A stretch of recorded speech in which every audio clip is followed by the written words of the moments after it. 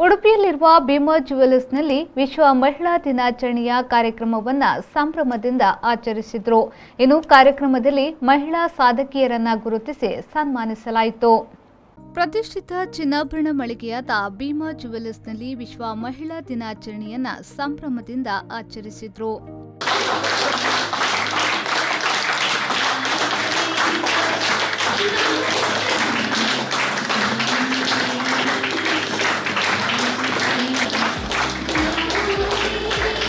ಇದೇ ವೇಳೆ ಕಾರ್ಯಕ್ರಮಕ್ಕೆ ಮುಖ್ಯ ಅತಿಥಿಗಳಾಗಿ ಆಗಮಿಸಿದ ಗಣ್ಯರು ಕೇಕ್ ಕತ್ತರಿಸಿ ಸಂಭ್ರಮಿಸಿದ್ರು.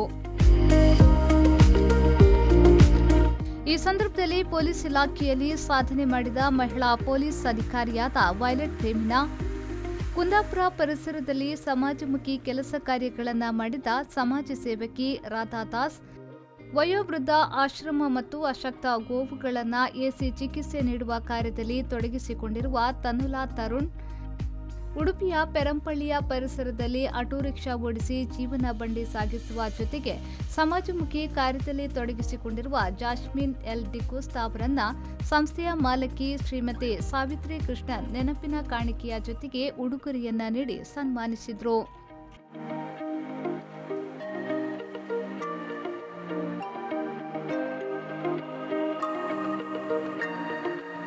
ಇದೇ ವೇಳೆ ಸನ್ಮಾನ ಸ್ವೀಕರಿಸಿದ ಅತಿಥಿಗಳು ತಮ್ಮ ಅನಿಸಿಕೆಗಳನ್ನು ವ್ಯಕ್ತಪಡಿಸಿದರು.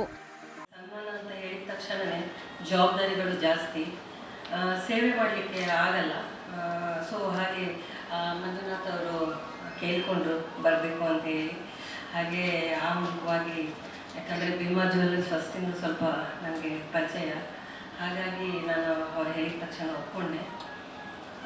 ಮಹಿಳೆ ಅಂದ ತಕ್ಷಣವೇ ಎಲ್ಲರಲ್ಲೂ ಒಂದು ಅವ್ರು ಹೇಳಿದಂಗೆ ಒಂದಿರುತ್ತೆ, ಒಂದು ಏನಾದರೂ ಮಾಡಬೇಕು ಅಂತಿರುತ್ತೆ, ಅದಕ್ಕೆ ಸಪೋರ್ಟ್ ಮಾಡೋರು ಬೇಕು. ಹಾಗೆ ನನ್ನ ಹಸ್ಬೆಂಡ್ ನನಗೆ ಸಪೋರ್ಟ್ ಮಾಡಿದ್ರು. ಎಲ್ಲ ಥರ ನನಗೆ ಬಿಸಿ ದೋಸೆ ಮಾಡಿಕೊಡ್ಬೇಕು, ಊಟ ಇದೇ ಟೈಮಿಗೆ ಕೊಡಬೇಕು ಅಂದರೆ ನನಗೆ ಸೇವೆ ಮಾಡಲಿಕ್ಕೆ ಆಗ್ತಾ ಇರಲಿಲ್ಲ. ನಮ್ಮ ಸಂಸ್ಥೆ ಹೆಸರು ಹೊಸ ಬೆಳಕು ಅಂತ ಹೇಳಿ 15 ಜನರಿಂದ ಸ್ಟಾರ್ಟ್ ಆದ ಒಂದು ಸಂಸ್ಥೆ. ಈಗ 71 ಜನ ಇದ್ದಾರೆ. ಹಾಗೆ ಮೋರ್ ದೆನ್ 10,000 ಜನರಿಗೆ ನಾನು ಸಮಾಜ ಸೇವೆ ಮಾಡಿ ಅವರಿಗೆ ಸಾಮಾಜಿಕ ಮತ್ತು 2007ರಲ್ಲಿ ನಾನು ರಾಷ್ಟ್ರಪತಿ ಡಾಕ್ಟರ್ ಅಬ್ದುಲ್ ಕಲಾಂ ಹತ್ರ ಅವಾರ್ಡ್ ತಗೊಂಡಿದ್ದೆ.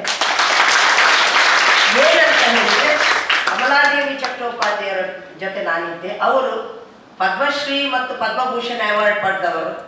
ಅವರ ತರಬೇತಿಯಲ್ಲಿ ನಾನು ಪಳಗಿದ್ದವಳು. ಅದರಿಂದಾಗಿ ನಾನು ರಾಷ್ಟ್ರ ಪ್ರಶಸ್ತಿ ಮಟ್ಟಕ್ಕೆ ಬಂದಿದ್ದೇನೆ. ಹಾಗೆ ನಮ್ಮ ಮಹಿಳೆಯರು ಸಹ ಮೇಲೆ ಬಂದರು. ಈಗ ನನಗೆ 63 ವರ್ಷ, ಇನ್ನು ಅಬ್ಬಬ್ಬ ಅಂದರೆ ಒಂದು 2-3 ವರ್ಷ ಬದುಕಬೇಕು ಅಲ್ಲ ಹೇಳು.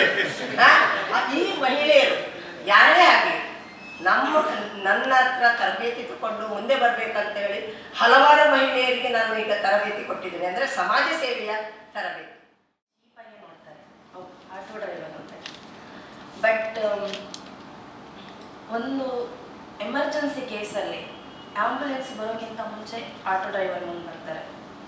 ಯಾಕಂದರೆ ಪ್ರತಿಯೊಬ್ಬರ ಹತ್ರ ಇರುವಂಥದ್ದು ಲೋಕಾಲಿಟಿ ನಂಬರ್ ಆಟೋ ಡ್ರೈವರ್ಸ್ನವರದ್ದೇ. ಸೊ ನಾನು ತೀರಾ ದೊಡ್ಡ ಏನು ಸಾಧನೆ ಸಮಾಜ ಸೇವೆಯನ್ನು ಮಾಡಿಲ್ಲ, ಬಟ್ ನನಗೆ ಎಲ್ಲೋ ಏನು ನೀಡೆಡ್ ಅಂತ ಹೇಳಿ ಅನಿಸಿದೆ. ಸ್ಪೆಷಲಿ ವುಮೆನ್ಸ್, ಈಗ ವಿಧವೆಯರು ಇರ್ತಾರೆ. ಯಾಕಂದರೆ ನಾನು ಆ ನೋವಿಂದ ಹೊರಗಡೆ ಬಂದಿದ್ದೀನಿ. ಸೊ ವಿಧವೆಯರಿಗೆ ಎಲ್ಲಿ ಏನಾದರೂ ಹೆಲ್ಪ್ ಬೇಕು ಅಂದಲ್ಲಿ ನಾನು ಹೆಲ್ಪ್ ಮಾಡ್ತೀನಿ.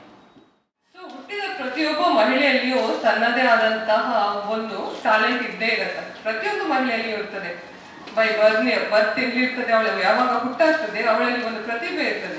ಬಟ್ ಆ ಪ್ರತಿಭೆಯನ್ನು ಗುರುತಿಸುವಂತ ಕಾರ್ಯಕ್ರಮಗಳು ಅಥವಾ ಅವಳನ್ನು ಗುರುತಿಸುವಂತ ಒಂದು ಏನ್ ಹೇಳ್ತೇವೆ ಮಾರ್ಗ, ಅದು ತುಂಬಾ ಕಡಿಮೆ ಇದೆ. ಸೊ ಅವಳು ಎಷ್ಟೇ ಟ್ಯಾಲೆಂಟ್ ಅಲ್ಲಿ ಇದ್ರೂ ಕೂಡ ಅವಳನ್ನು ಗುರುತಿಸುವಂತ ಕಾರ್ಯಕ್ರಮಗಳು ತುಂಬಾ ಕಡಿಮೆ. ಸೊ ಭೀಮಾ ಜ್ಯುವೆಲರ್ಸ್ ಇಂದ ಅದೊಂದು ಮಹಿಳೆಯರ ಪರವಾಗಿ ಮಹಿಳಾ ದಿನಾಚರಣೆ ಎಂದು ಇದೊಂದು ಕಾರ್ಯಕ್ರಮವನ್ನು ಹಮ್ಮಿಕೊಂಡಿದ್ದೀರಿ. ನನ್ನ ಅಂತರಾಳದ ಧನ್ಯವಾದಗಳು.